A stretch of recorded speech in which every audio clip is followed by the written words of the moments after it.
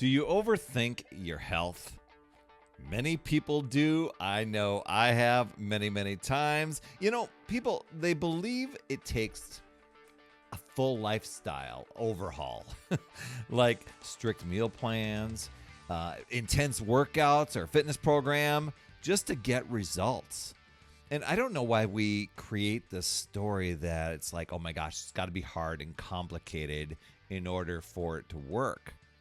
You see, the real transformation, it usually starts with one consistent action that builds trust with yourself.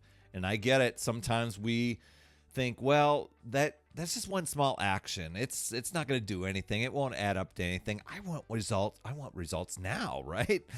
But just think for a second how much energy you spend on planning, overthinking, doubting, preparing, waiting till the right time to start.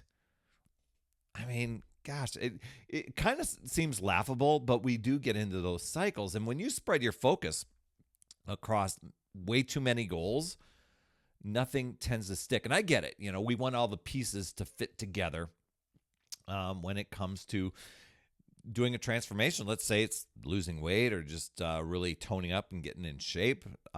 Whatever it is, becoming a different size with clothing, more energy, whatever the things are that you're wanting. When you start to narrow it down to just one action that you can commit to daily, that can become your anchor. And I'm going to share what one thing really worked for me that has led from going from a person who was in a start and stop cycle for many, many years to almost giving up because I was at the time about to turn 40 and it's really too late in life, right? Or at least that's the mindset I had. And making this into something that I just locked in on. And now it's been 20 some odd years, but I won't go too far into that detail. But it just major consistency, because that's single action, while it's small, it can create the structure, the confidence, and the momentum that you need. Because here's the thing. Your goal isn't perfection. That should sound relieving, I would think. Your goal is consistency. What can you be consistent at? Because we can consistently get ourselves off track, off course, drift away, think like we're going to get in shape, think that it's going to be our year, and not take action. So I'm going to throw out some simple things. You may think they're laughable. You may think, oh my gosh, that's so cliche. That's not going to make a big difference. It could be just adding a 10-minute walk in before breakfast. As a matter of fact, one of the things I started doing this past summer that's made a big, huge shift was I added in almost every evening. It is in every single one, but it's probably 6 days out of 7 each week where I just go out for a 2-mile walk. I make it a brisk walk, but it's made a big difference. For you, it might be tracking water intake, setting a goal and making sure you hit that every day. Maybe it's sleeping healthier, where you're like, or sleeping earlier, I guess I should say, where you're going to bed at a certain time and making sure that you get, let's say, 7 hours, 8 hours of sleep. Maybe it's closing the kitchen off at a certain time and reducing that late night snacking. What is your one thing? I know it seems small to rebuild your trust in yourself, but once you start seeing just the small evidence of progress, your mindset shifts. You start to look at other things. What can I add on to this that I can also build trust in? But start with one thing. I know we want to do it all, right? So when you start doing these things, you begin believing that your choices matter because you start proving it to yourself every day. And so that's one thing. Another thing is just this understanding of your reason behind your action. A lot of times people have soft, fluffy goals. I just want to tone up, get in shape, lose some weight, and they don't really get clear on what it is, let alone dig into why they want to do it. So a lot of times people will think, oh, my motivation is, I just got to get out of this thing. And they find themselves comparing themselves to others, feeling guilty for past decisions. And if your motivation is guilt or comparison, that's going to fade fast. But when your reasons are self-respect, to provide more for your family, to be there for, to go move throughout your day, to be there for years around, in the future, you just keep showing up. That's where the smallest action could really be powerful. And not just the action itself, but the meaning behind it. So here was my situation. As I told you, I was in a situation where it was a start-stop cycle. I mean, this is going to be my year. Well, the year that I actually made a commitment, probably went in the longest run of any consistent actions towards exercise I've ever done in my life. That year, I made that decision in January. At least I thought I did. I didn't start until April. How's that for immediate? So that isn't a decision. That's just delayed procrastination.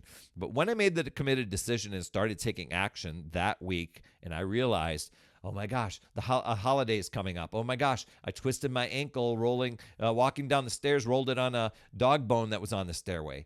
All these things that was going to keep me on the sideline again. I'm like, no, I'm still going to show up. I realized that it wasn't the workout that was going to motivate me to show up.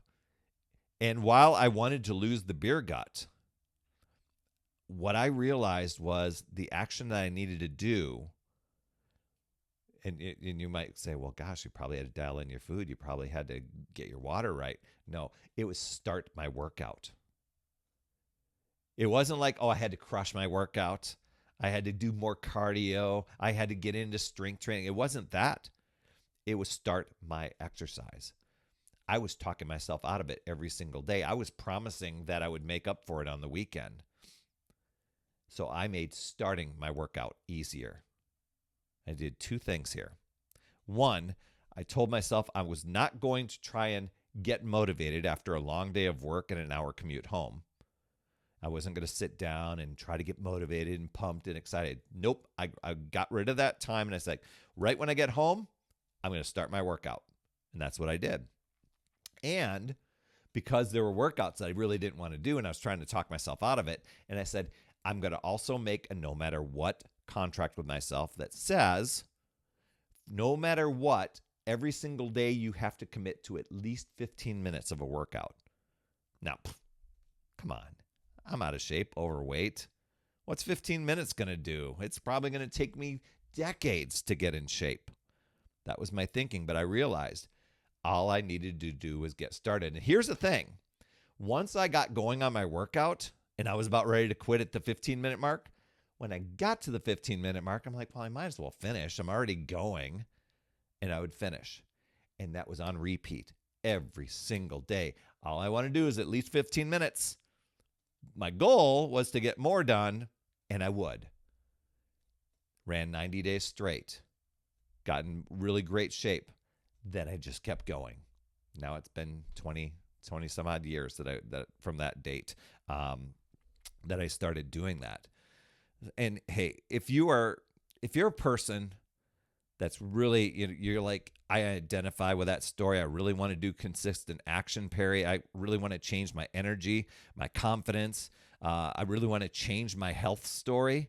Head over to talktoperry.com and let's create a structure, a simple structure, because when you can do simple better, it frees you up, it frees up your energy, frees up your time. It helps you follow through and really make things sustainable for life so you get on this consistent run. That's over at talktoperry.com. We could talk about that. Change doesn't happen with a big plan. A lot of times we get a plan and we start looking for cracks and flaws of why it won't work for us. And then we can convince ourselves, yeah, that won't work for us. And then we drift off course or we quit. We get good at quitting. What would the opposite be of quitting? Doing, action, committing, right? It begins with one repeated decision that you do daily that proves, hey, I'm capable of more than my past habits. You build trust, then strength, then momentum. And over time, that single choice, you begin to rewrite your health story because it changes how you see yourself.